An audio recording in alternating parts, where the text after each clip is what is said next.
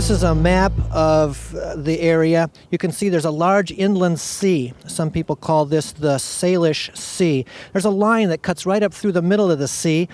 That's the border between Canada and the United States.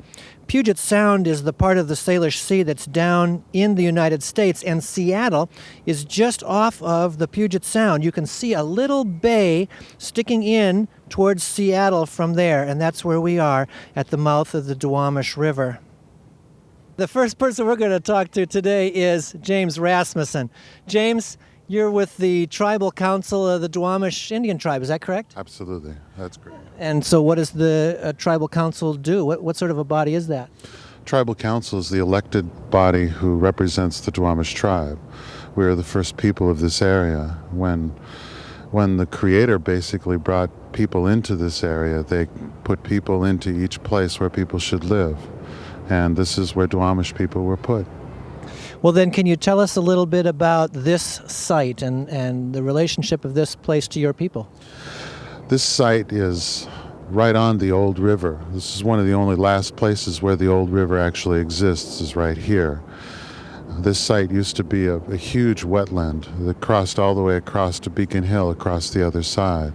It was a great place for all kinds of animals and fish and fowl of all different types and birds. This site actually is a village site that goes back to, dated when they were doing the archaeological work on the site, it's dated back to 300 BC. James, when you say a village, what would a village look like at this site back then? What you would see is long rows of longhouses here. They're basically cedar plank houses where many different families would live in one house. And it's also a place where all of the politics and all of the religion would happen with the tribe, is in the longhouse. In the summertime, they would go gather in different places. In the wintertime, we would come back to the village sites. And this is where life started for my people here. Is there a reason that the village was at an estuary? Well, one of the things that our people used to say is that when the tide is out, the table is set. We didn't lack for anything here. It was a wonderful place to live. There was more than enough food for everybody. It's a great trading center for tribes for all over the area, for Northwest, including Montana, down to Northern California, way up into Canada. And this would be a center where people would come and trade because it's easy to get to, and it's also a lot of stuff to trade here. So transportation as well as food. James, what type of food were they collecting? Well, you pretty much use almost everything that's around you. Mats were made out of cattail mats. The cedar was very, very important to the people because you would make the canoes were made out of dugout. Canoes were made out of cedar. The houses were made out of cedar. The clothes were made out of cedar bark that was softened by chewing on it. And all the other things, the berries and the different, there are different medicinal plants that still exist here that are very good for people, and you have to bring those type of things back to where people get connected with where they live again. James, what interest does the Duwamish tribe have in this site today? Well, this is home.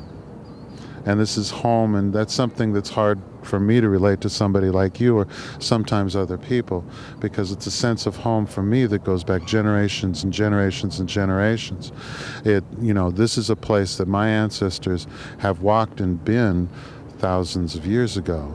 And so when we talk about why is this important, it's important that people understand that there's a history here before the straightening of the river, before industry came in here, before the development of all of this stuff.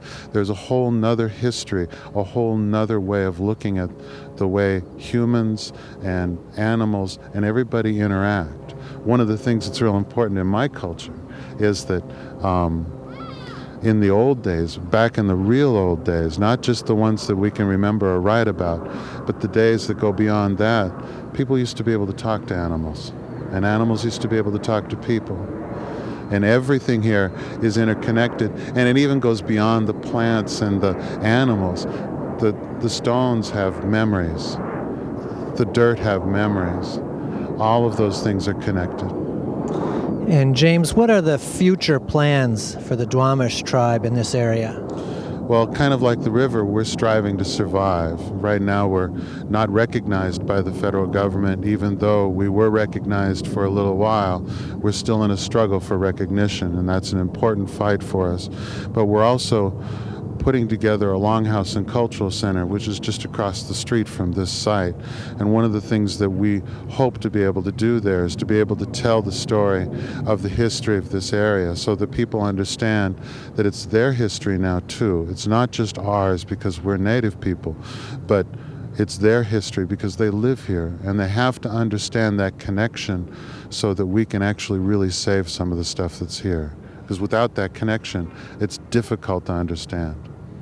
Thank you very much.